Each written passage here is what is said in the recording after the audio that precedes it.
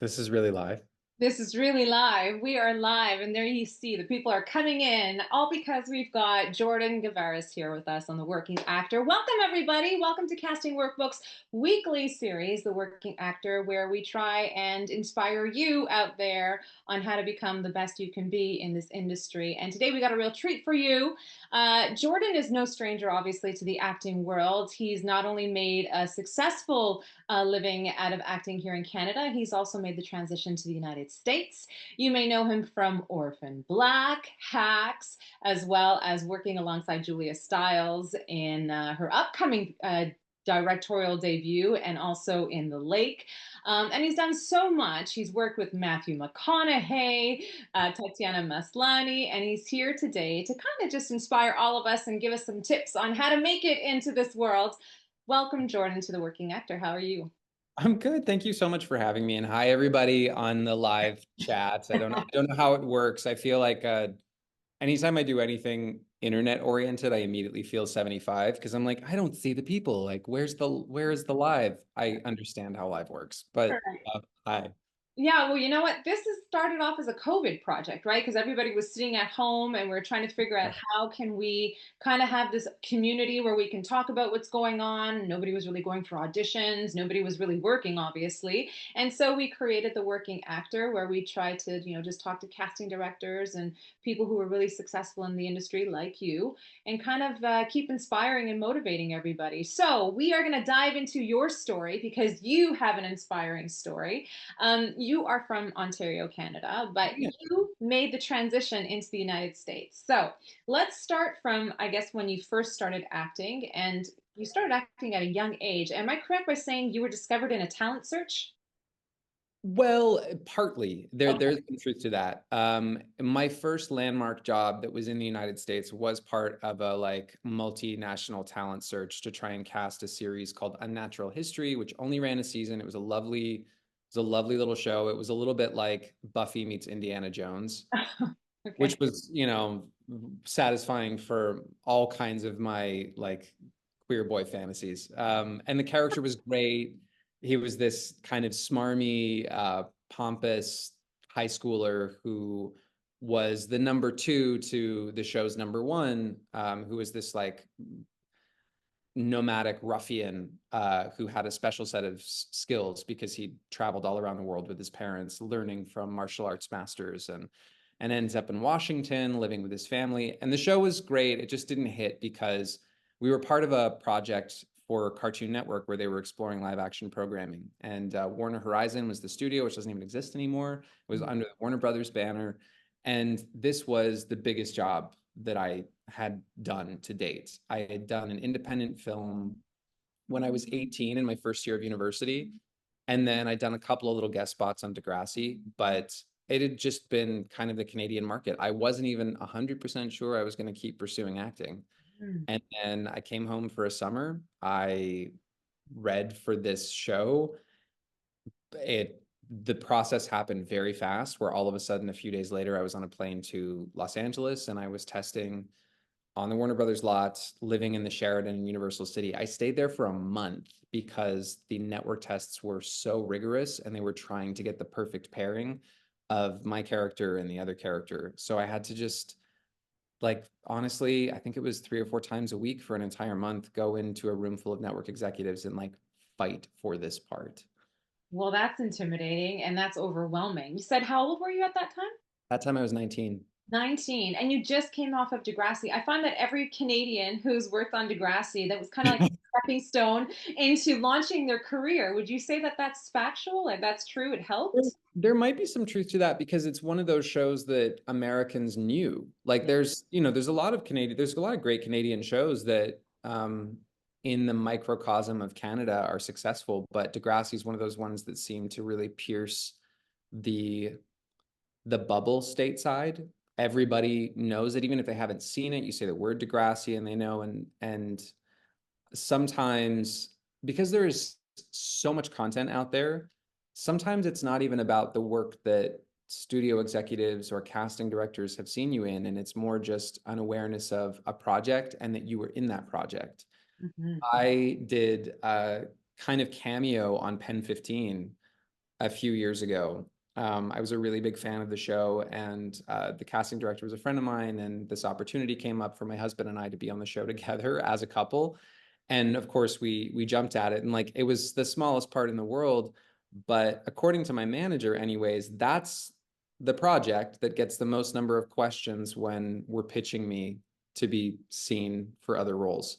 Is like, Right. was it on Pen 15? Even if people haven't seen it, there's an awareness of the show. There's an awareness that it's a cool show, it's a buzzy show. It doesn't really matter what I did on it. I would love to think that it did, because I was like, oh, I thought I was kind of funny, but I don't think anyone else is paying as close attention as I am.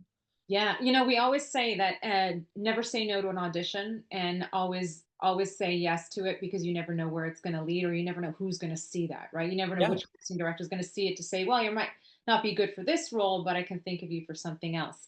Um, absolutely. but let's talk about the big roles that you've had and the big series that you've had. Orphan Black. I mean, people love that. There is pandemonium with Orphan Black. There are people who love it. They still watch it, etc. Tell me about the time that that script came to you, or that audition came to you, and what your thoughts were of it. It was such a strange time for me because I had done this Warner Horizon series for Cartoon Network and we got canceled. But when the show was over, I had a little money and I moved to the States. I was, getting an O1 visa, which honestly, in the end, is not really all that helpful. We can talk about immigration woes a little bit later. But I was living down in the States for about like 7 or 8 months, and I was auditioning and thinking like it's only a matter of time. Like this was an American series. I'm gonna get something else. And crickets, like it was, and my work was still evolving as an actor. And I think I was just honestly sort of scared to be back in open waters without a job. And so I went through the paces for about a year, and I came home again for a summer at a point where I was almost ready to quit the business because it just seemed really hard. And I was 21 and I thought, should I be doing something else with my life? Should I be going back to school? Should I finish my degree? And this script happened to fall into everybody's lap that summer. Like, I don't think there was a single person that wasn't reading for Orphan Black. Um, from the get, I knew the script was amazing. Like I knew the writing was really good and unlike anything that I had read, honestly, in the last like 3 to 4 years prior. It was sharp and intriguing, and it just had so much mystique, but not in an obtrusive way, not in an impenetrable way. It was just a really fascinating premise. It made me want to read the next script, which then to me meant, oh, well, if this is made, that's going to make people want to watch the next episode. So I know this is going to be good. But as I said, I was at a place where I was like, I don't know if I'm going to stay in the business. I have to stop trying to please everybody else every time I go into an audition. I'm just going to do what I want to do. And there was a description of the character that he wasn't totally intended to be British at the time. It was said that he could employ a British accent when necessary to grift people or con, because he was kind of a hustler. And I thought, but the humor they've written in this script is so uniquely and specifically English. If he doesn't have a British accent, the humor is going to fall apart. So I went into the audition and I did what I wanted to do. And it was Sharon Forrest, the lovely Sharon Forrest, who was casting. And she was like, I really like this. I think you need to meet the director. When I came back, the director just so happened to be a director who'd done an episode of Unnatural History, because we shot that in Toronto, that Warner Horizon series. So I knew John Fawcett a little bit. We were a little friendly. And he worked with me, and we did multiple versions of the character. We went through like Northern English, South London, an American version, which I was right, the humor fell apart. But it also kind of, my training, my psychological training of getting myself to a place where I could just play and not worry about whether or not what I was doing was good, prepared me for this kind of intense experience that meant I couldn't be precious in the audition process. I had to just go. We were doing different accents. They didn't really know who the character was entirely, and they were waiting for somebody to help illuminate this person for them. And we were discovering together. And that was also really hard because I really wanted the part. But, you Right. know, it's that dialectic of holding those two things in your head at the same time and not letting yourself collapse under the weight of it.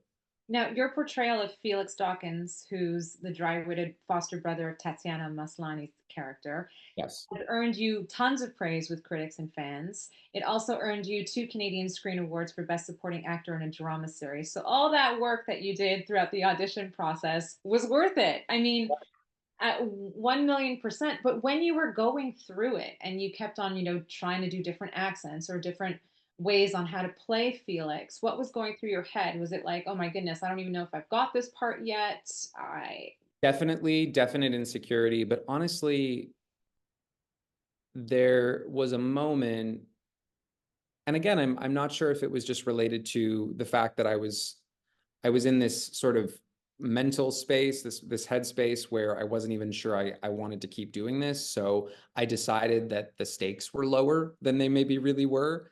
Um, that possibly contributed, but also I have to say I loved that character so much.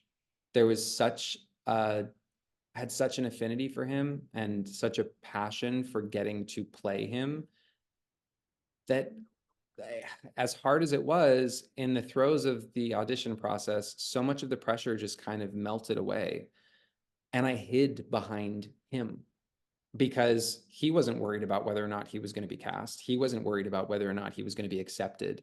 He was big and he was a powerful presence, not at all like who I am when I walk into a room. And I just thought, how great that I'm getting to play someone who doesn't give up whether or not anyone likes him. He is just there. He's not worried about being judged. He's not worried about getting the part. I love that. So, of all the characters that you've played, which one really excited you? Because you've played many, but it seems to me like you really took on this character because he was somebody who was unlike you. Yes, and that was exciting because how many 21, 22-year-olds are given the opportunity to do character work where you have to employ a dialect and you have to change your body and you have to convince someone of a completely fictional reality, like not just the circumstantial reality that like the show is fictional, but like I'm having to convince everyone I am this person. And it is a stretch. I am none of these things. That is really exciting to me. But at the other end of the spectrum, playing someone like Justin Lovejoy, who is so much like me, who is like that he's in the fiber of my being where I get to share so much more of myself, my humor. That's also really exciting to me. Like that's exciting for a completely different set of reasons. It's revealing and it's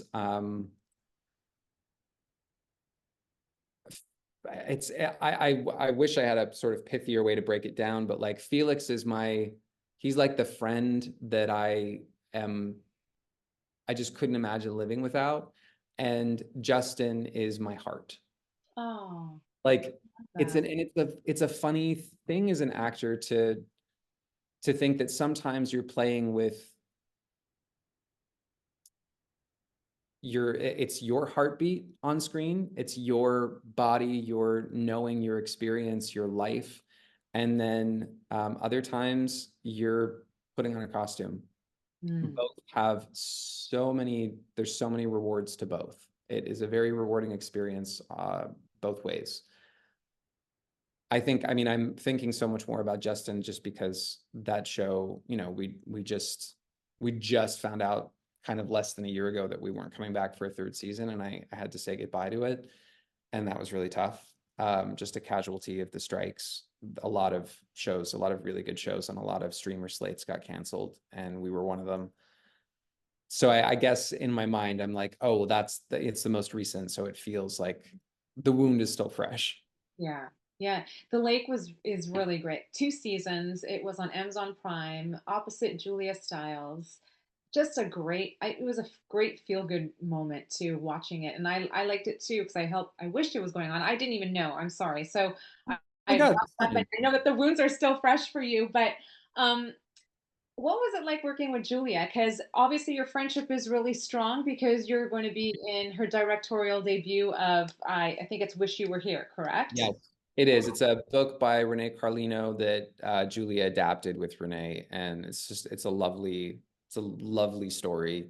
And yeah, she's the best. It was so unexpected that she wanted me to do the movie, and I mean, obviously intimidated. I'm a child of the '90s. Like, I was very intimidated working with her. Like, I'm gonna work with that monologue from 10 Things I Hate About You. It was nervy. And you also just never know in the business, like, I'm trying to find a way to say this diplomatically. You can be honest. You don't have to be diplomatic. Sometimes when actors have worked at a high level for a really long time, especially ones that are very famous or were very famous, are very famous, um, it is a hard, it actually is a very hard thing to endure psychologically. And I know that sounds really like, Jordan, what do you like, whatever, like, get over it. People should be able to handle it. What's hard about it is that people give you so much external validation and so much love that I think the human brain is not actually wired to process that love, admiration, reverence, deference. It's not wired to process that at the frequency it comes when you're that famous for that long. It is really hard. It takes a really profound mental fortitude not to let that affect you, or affect what you expect from other people, or what you expect in the world will just be given to you, or how people should treat you. And I think what's just most impressive about Julia to me is she is actually that, she has that mental fortitude. She is that strong. She's that tough. It just didn't have an impact on her. She's a really kind, um, very generous, very normal person. I didn't feel like there was any sort of, I wasn't expected to treat her a certain way, or that I didn't get, that I wasn't getting anything from her, because sometimes I've worked with actors who are at a very high level and they're very withholding. Sometimes they play psychological mind games. Sometimes it's fun for them to torture the actors that they're working with. Nice. I've had some not so great experiences, and I've also had some really wonderful experiences. And the upshot is always that the not great experiences teach you what not to do. And also just, as I get older and I'm less precious about me in relation to the experience and my own ego, and whether or not people like me, which, by the way, is still a work in progress for me. I think I'm trying to approach, when I encounter an actor that's difficult, or that's not the most generous or giving, I like to start asking, like, there's a curiosity to it now, which is like, well, why are you like this, and what is this funny sort of mechanism in your brain that makes you withhold, or makes you a self-centered performer, or why is your ego so fragile when you have so much? Maybe it's intimidation. Yeah. And like, it's interesting to me. It's interesting to me that at any level, it seems like the common thread for actors is really wanting to be loved, wanting to be liked, wanting to have power, because I feel like so much of us grew up feeling really disempowered. And I think all of that stuff is so okay, and it's so okay to own. Um, I am just trying as a human not to let it fall on the shoulders of anybody I'm working with or other people, because it's hard when you grow up feeling disempowered and you're trying to like get power all the time. The inevitable consequences that you do wind up disempowering other people, and then you just kind of perpetuate the cycle. So I'm trying as a person, when I feel vulnerable, not to immediately be like, how do I feel big and strong right now? Like, what do I do? That also just never helps my acting. And in fact, feeling vulnerable and exposed, though it's uncomfortable, it usually looks great on camera. It usually really reads as profundity on camera. Like, I'm the most open. Note to self. All right, that's one great note. Tell me how you met Julia and how this whole relationship started and how you guys now are kind of like working on these projects together. So, what was your first encounter with her? We met on Zoom.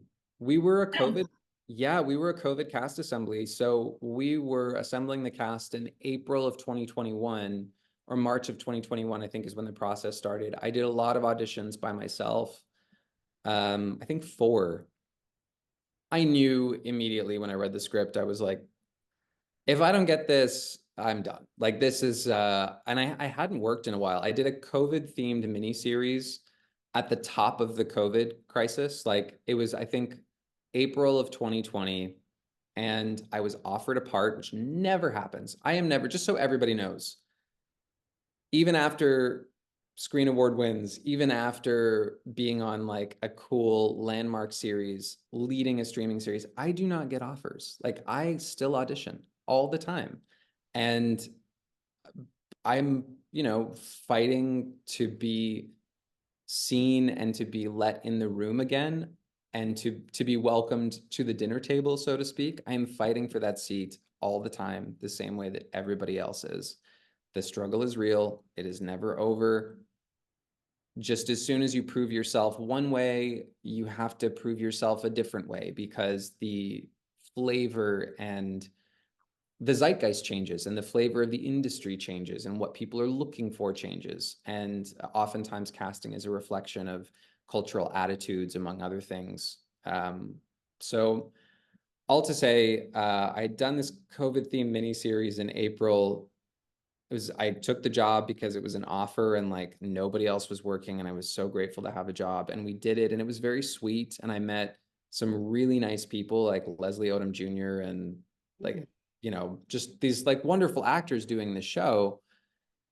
But then by the time the show was got assembled and released on Hulu, the COVID crisis was not just like we're all in this together for 6 weeks while we lock down. Like it was a global pandemic where people were dying, and it was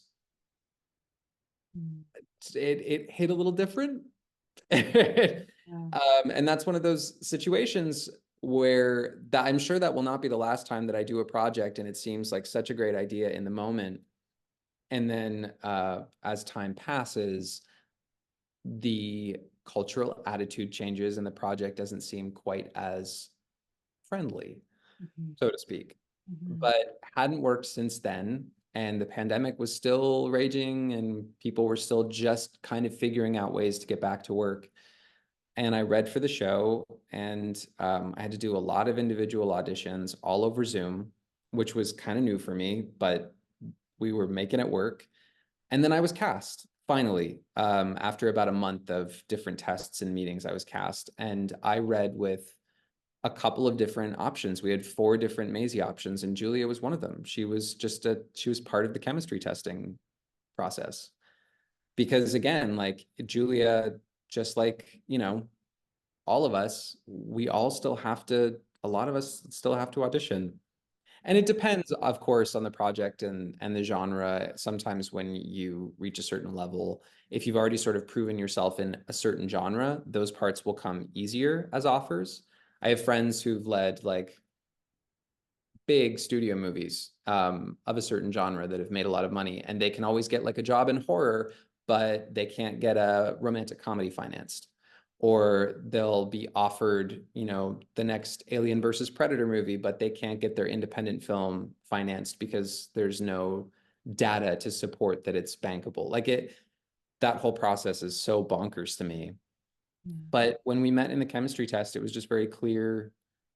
She was like a lovely, again, normal person that you could access, have a conversation with. There were no psychological games. It wasn't about trying to figure out who the star was or it just, none of that was there. It was just a lovely conversation, and she was such a good actor, and it was so clear that she was the person for the job. Yeah, and it was clear that you were the person for the job as well, because you say that Justin is your heart in this series, right? Big heart, yeah. Yeah. So, what is it about the light that really drew you to the series? Julian Doucette's writing was a big part. And I know that every actor always says that, the script. And it's like, it is the script, because it was multifactorial. It wasn't just that I thought it was really funny, which I did. And it wasn't just that all the other characters were really well-rounded, which they were. It was a very well-conceived pilot and a very well-conceived series. Not to make this too much about identitarianism, but I struggle to see three-dimensional gay characters on screen. And it must be hard for people who aren't queer to relate. And I really do understand. We see so many more gay characters on screen now, or queer characters, than we ever did before. Like every show has kind of got some sliver of representation somewhere. But it's hard because 50 to 60%, I would say, maybe even more, of the queer characters we've got on screen are of a certain prototype that mass media and culture has decided is digestible for the masses. Right. And that's tough, because I've said many times I would play queer characters for the rest of my career. No problem there. I don't have to be cast as a straight character to feel like I've made it.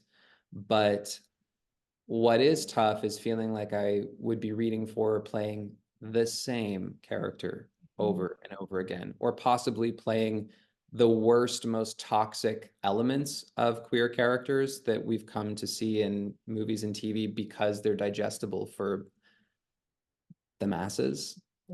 Because it's, as long as you can like laugh along with the sassy gay man, well, then he's not threatening. His sexuality is not threatening. Who he is isn't threatening. So what appealed to me most about Justin is that he was a gay person, a queer person, a very queer person. It was very, like, we sort of led with that note, but that was not his problem. Right. That was not his, it also wasn't the defining characteristic of him. Like, when I think about Justin, I'm like, yeah, he was gay. He's also desperate, narcissistic, like hilarious, awkward, trying really hard to be a better person. Right. And big, like full of love and an ability to love other people. That's what I saw on the page. And I saw someone three-dimensional, which was so exciting to me. Yeah, it wasn't as if there was a box that was checked. Oh, we need to have a gay character in this film. Oh. Or exactly. If I can ask you, at what point in your career did you decide to come out, and at what point in your career did you feel like it was, I'm not going to say safe, but it was okay for you to come out because you felt secure in your career to do so? Well, in truth, I'm not entirely sure I did feel totally secure in my career to do it. It was an interview. I didn't know that I was going to be asked, and I certainly don't think the journalist was trying to, entrap me or anything. I think he was genuinely just curious, and no one had asked me, and I could have bypassed the question maybe, but it was late 2016, almost, or maybe it was early 2017. There was a political sea change in the States, a super scary one that we're still contending with. And I think I just reached a point where I thought, I don't know if my coming out is going to mean anything. I don't know if anyone's going to care. Maybe people already assume I'm gay. Great. Maybe they don't. Fine. But if for some reason my coming out, joining this like chorus of voices of people that had started to be more authentic about who they were publicly, if it helps somehow, I should probably do it. And there was an impulse to do it before. I had the inclination. I was just really young, and I worried because if I'd been on some like funny sitcom, where we were just getting asked like, what's it like to show up to work and laugh all day? I probably would have come out sooner, but I was at the center of a very political, very charged show that was getting questions about trans representation, gay representation, women's rights, biological right. Like the stuff we were being asked just as actors, not as microbiologists, not as political scientists, not as, politicians, the things we were being asked, I'm grateful we got the chance to speak about it, but I did feel like I was having to constantly become an expert on things I'd never considered before, never knew about. I was worried if I came out too soon, I would be centered in a conversation I wasn't ready to have, that I Right. would wind up being a mouthpiece that could wind up doing damage. Right. And the reason why I had asked you that question and I said, when you felt safe was because I believe I read an article about you where you said that there's always a risk in your career if you in coming out and you need to do it at the right time. So I guess my question to you was you felt secure in that moment or it was right for you in that moment to do it at that time. I did, and I couldn't tell you specifically, oh, this happened, therefore I knew I could do it, or I was at this, I had this much money or this much prestige. The show was actually, Orphan Black was coming to an end. I had no idea what my next job was. And when it ended, I think it was a beat before I worked again. I did an ABC series after that, but I think it was a second. Like I was like, I don't know what my next job is. I'm not secure. I don't know where my next paycheck's coming from. I think I just took a leap. And Mhm. I don't know how it's affected. I don't know how it's affected my career. I know that it's affected it in some really positive ways for me. I don't know that I would have been able to play Justin Lovejoy if I hadn't come out. And not just because, Prime Video is looking for an openly gay actor. I think it also did something to my work. I Mhm. think it made me less afraid to share all of myself because, like I said, Felix was about putting a costume on. Great. That is easy to hide behind the veil of a character. But when you want to play a character that is more about bringing facets of yourself from inside and pulling them out, working from the inside out, not being able to be authentic or vulnerable, that becomes a bit of a problem. Yeah. And you That can can, apply that to anything in your life. It's always a bit about being your authentic self, right? absolutely. Absolutely. There's so much I want to get to with you. I'm looking at the time. It's 1:33. I want to get to the Oh, question as well, but I also want to talk about how you made the transition from being a Canadian actor to an American actor. You talked about you stayed in LA for like a couple of months and stuff, but what was that like and what were the steps that you took in order to kind of make it happen for you? well, in truth, a lot of it had to do with the success of Orphan Black. I I don't think when we started the show, by the way, and the script was amazing, but none of us thought that the show was going to be what it was. Everybody who took that job in the first year, we all thought like, we're going to go a season and, it'll be some great money. Hopefully we get a second season. That would be really great. What a great job.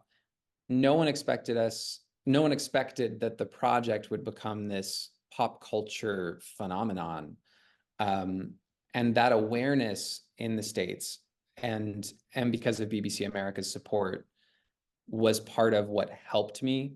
Um, that was the sort of leverage I needed to start creating an awareness in the States to be seen by casting directors, to start meeting people, to start being considered for projects that would have been, at that time, it would have been harder for me to be considered for just with the resume that I'd had. Um, and then, of course, when Orphan Black was over, I had built up a recognition where when I moved to the States and I got my green card, I didn't have any trouble getting in the rooms. I didn't have trouble meeting with casting. And I know this is probably not the best answer to give because it probably makes it seem even more amorphous than it already is. But it really just was this set of circumstances where there was a stateside awareness of a Canadian project, and I didn't waste any time trying to capitalize on it. And I will say this, like, I love working in Canada. I love the crews here. I love the creatives here. If it made perfect career sense to only work in Canada, like this is my home, I would love to do that. But the media machine in the States is bigger. There's a lot of opportunity, and I just couldn't close those doors to getting the chance to be creative with the minds and the artists down there. Like that just would seem crazy to me. So I don't think it's the be all and end all, but I really understand the drive that so many actors have to try and start working stateside. Yeah, I mean, I think it's something that every actor aspires to do, right? I mean, you get into this industry because we all want to be, you know, one day dreaming about holding an Oscar in our hand or a Canadian Screen Award like Sure. yourself, right? Um, but I mean, that's what, or maybe we don't, we just do it, you know, for a side job or just for a hobby. But I think the majority of people, I mean, you went to LA and you experienced it. Most people who are in the service industry are all aspiring actors, right? That is very true. So Yeah.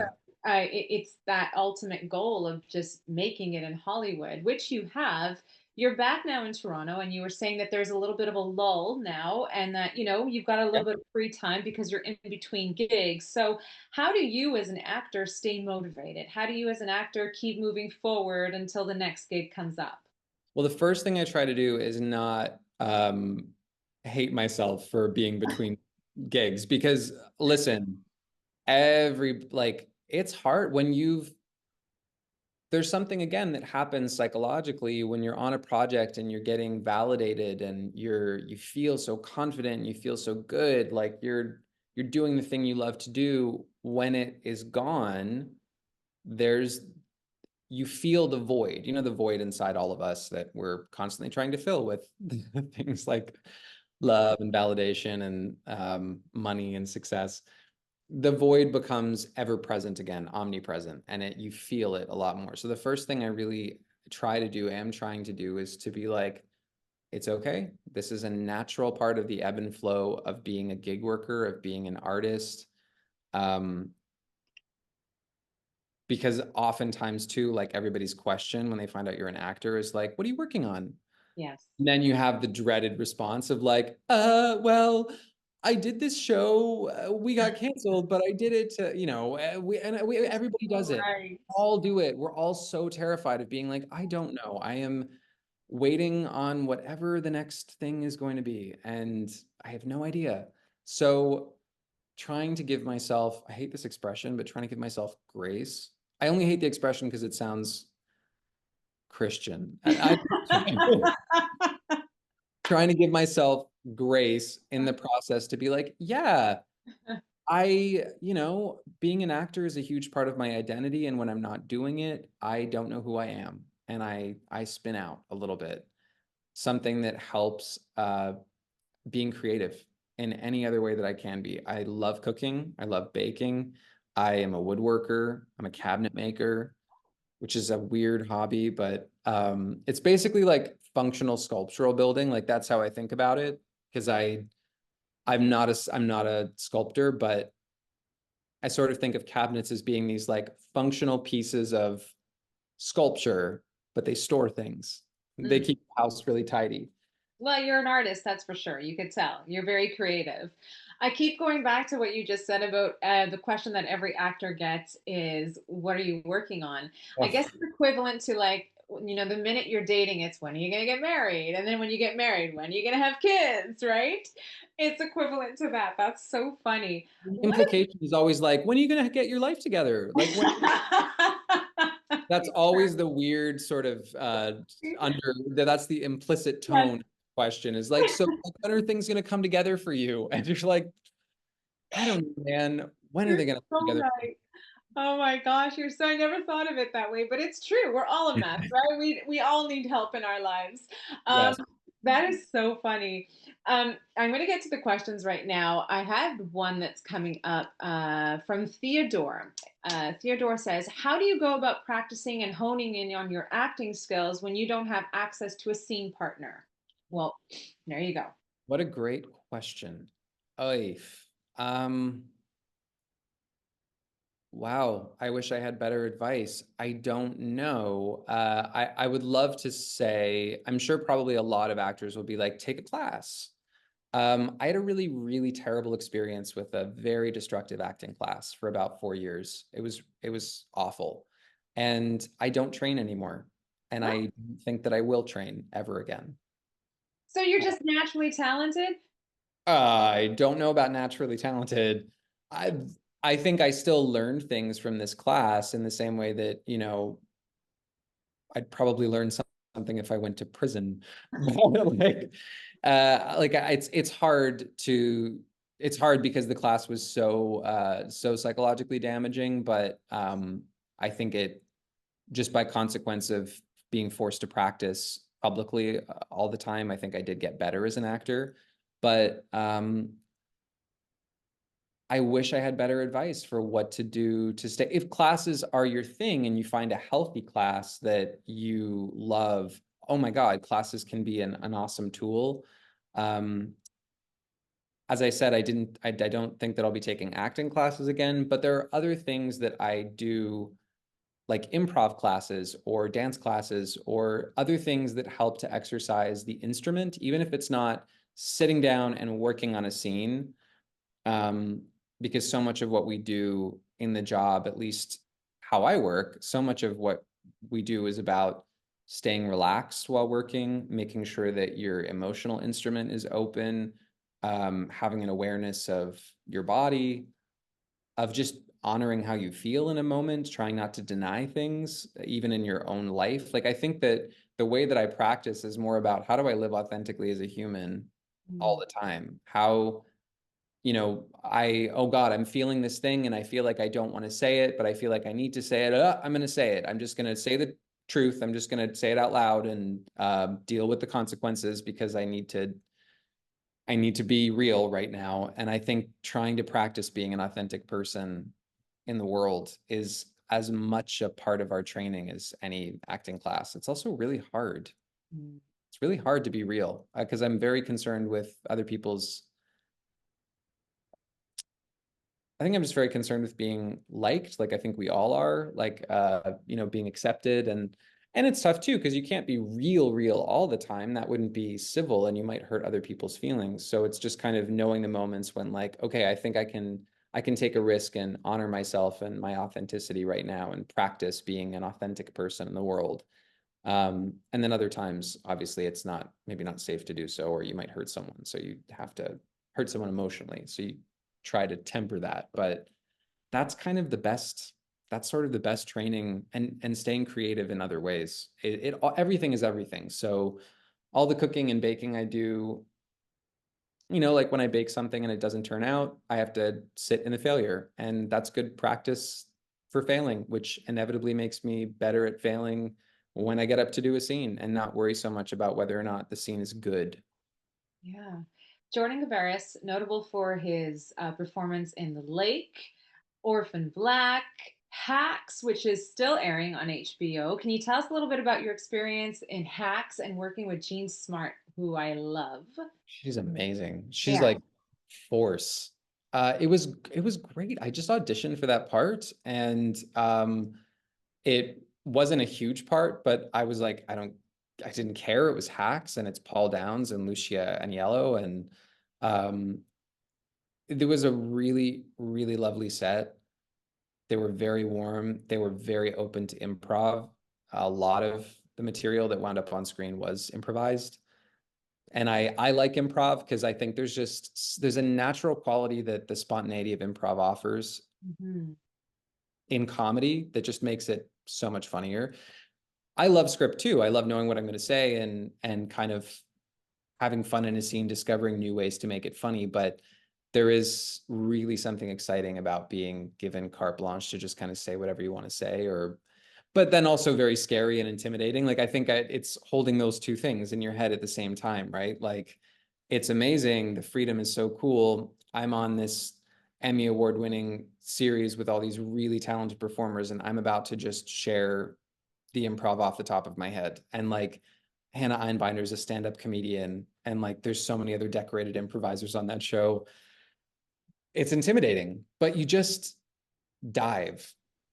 And actually, circling back to the other question again, another way to practice how to be a better actor or practice your craft is doing things in life where you try to do things that freak you out within reason, but do things that are scary because it will practice exercising that muscle of being like, yep, I'm going to do it. I might fail right now. People might even laugh at me. Someone might even get mad at me. I might even get yelled at. Mhm. Still going to do it because I think it's going to make me a better performer and it's going to make me a more bold and daring performer. Yeah, I love that advice. Get out of your comfort zone. I love that. Um, Yeah. I'm assuming you have an agent in both Canada and the United States. I actually only have an agent in the United States right now. Okay. I have a question from Raj. Is it Raj or, well, Raj wants to know, is it important to have an agent? And I'm assuming yes, of course. It is important to have an agent. Yes. They're the ones who are going to help you get it. But I saw someone had asked if it's important to have both an agent in Canada and the United States. It can be, it's different for every person. I have friends in Canada who have agents in both places. I have friends who only have Canadian agents and they're still submitted for US projects. I have friends that have, and myself included, only have a US agent right now. And your circumstances may change over time where, it becomes essential to have both or essential to only have one or the other.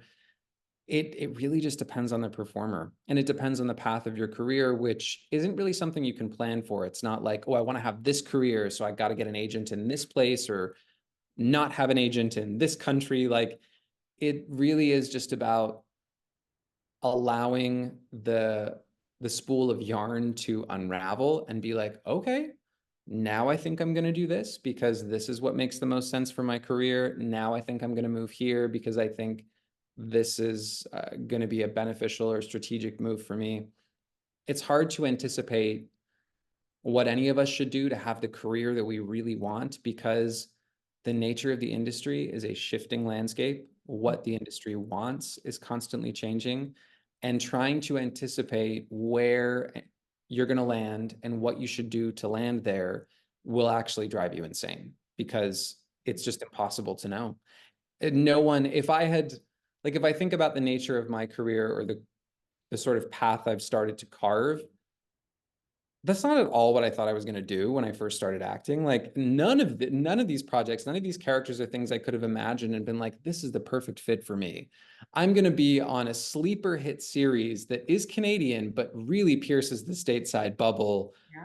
Like, no, I wouldn't have. My dream was like, I'm gonna do independent movies like Tom Wilkinson, and I'm gonna have that, I'm gonna do that scene from In the Bedroom, and I'm gonna be a respected actor.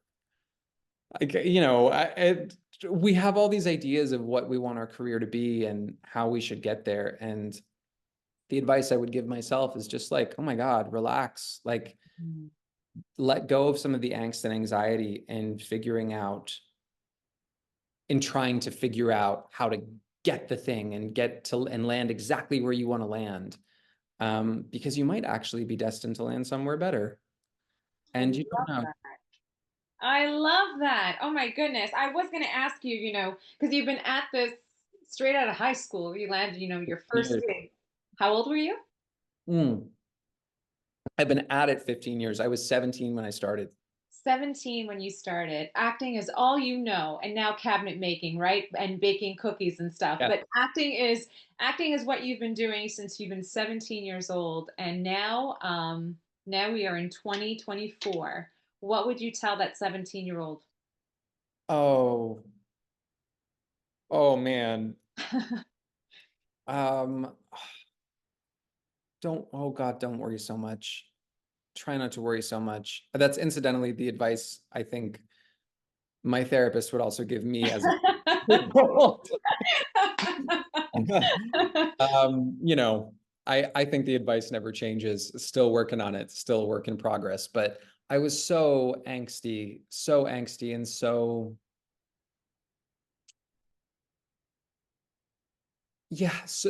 concerned with what other people thought about me and what other people thought about what I was doing that I wish I could help myself and tell myself not to worry so much about that and just move toward the things that really lit a fire in me.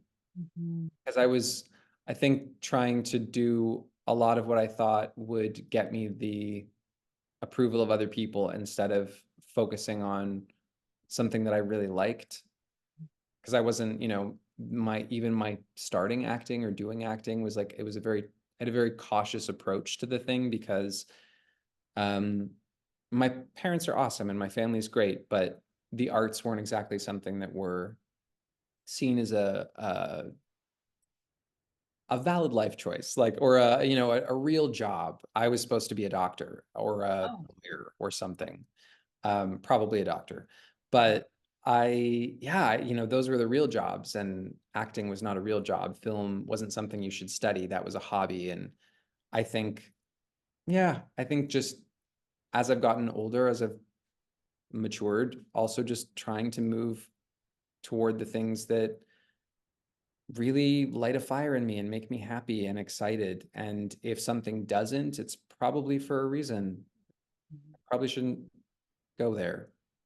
I totally can relate to what you were just saying. My parents, I took a career in communications and broadcasting. So, my parents are like, "What do you mean? Why don't you work at the bank? A bank is a good Yes. You job." communicate with people at the bank? Yes. Yeah, they didn't understand what producing something was. I would hand them over my homework from my communication studies class and I'd put together something and they were like, "Well, where are you?" I'm like, "No, I put it together. I produced it." So I get it. I get it, Jordan. I wish we had an entire hour with you because you have such great advice and you're really inspirational. I think you're a little too hard on yourself though because you've done so well for your career.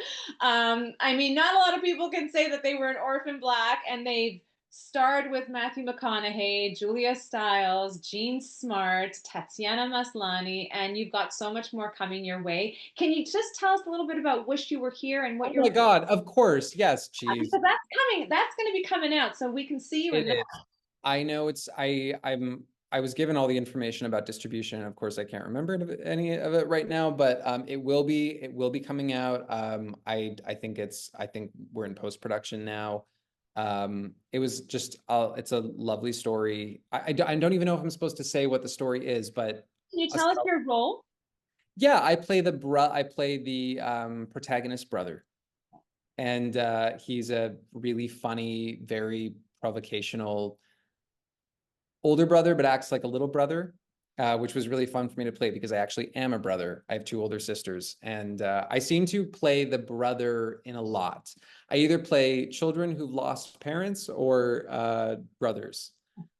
I'm constantly like, and I think that's a funny thing too about the shadows we cast as people, the things that other people see on us that we maybe wear and aren't aware of, that I obviously project. I have little brother energy, like Mhm. in Lake, in Orphan Black, like in some of these landmark jobs. That's been a huge part of what got me cast, and where I think the chemistry with the lead actresses came from was just a familiarity with that dynamic. And that's not something that I maybe even necessarily could have learned. That's just something that came because of my lived experience, because of who I am, which is really like, I saw something recently about how our superpower is that nobody else is like us. Mhm. And I do think that's a real thing, as like trite as that sounds. And it shows up in casting a lot. Like, you know, you may not be right 100 times, and then 101, they happen to be looking for something very specific that for whatever reason is just in like the fiber of your DNA. But Wish You Were Here it's a kind of romantic dramedy. It's a lovely story. The character was really fun, and I got to shoot in New York, well, in New Jersey. It's kind of like New York. I stayed in New York. I shot in New Jersey, but it was just a cool experience. I'd never worked with New York crews. They were really lovely. It was, and I'm so proud of Julia. Like, it was so fun to watch someone take on a completely new challenge after being so successful at something for so many years. I think it's so inspirational that she's just decided, you know what, I'm going to try something else, and I might fail at this. Who knows? I might not be good. And she's great, and it's going to be great. But I think there's something really powerful and special about someone held in esteem who's achieved so much, who then risks other people saying, "Oh, you could do this thing, but we don't think you can do that. Yeah, no, this isn't good." It's like risking being laughed at on the playground all over again after you've sort of insulated yourself, it seems, from scrutiny because you're so successful and you've done something so well for so long. You could just stay in that lane and continue being insulated from scrutiny or insulated from judgment. But instead, she just took a different freeway exit and decided, no, I'm gonna risk people thinking I'm bad, or I just think that's so incredibly inspirational. And also, she's not bad. She's amazing. Of course, she's an amazing director. She had 25 years experience on a set. She's incredible. But I just thought that was really cool. Well, I can't wait to see it. I can't wait to see you in it as well. And I think we should send this interview to Julia so she can hear you sing her praises. I It's so great, but I also think that you're very inspiring too. So during your downtime, maybe you can do some like motivating life coaching for people because I think you'd be really great at that too. You know, it depends on the day. I'm having a good day today. Get me, and maybe I shouldn't be talking in front of a room full of people, but this is good.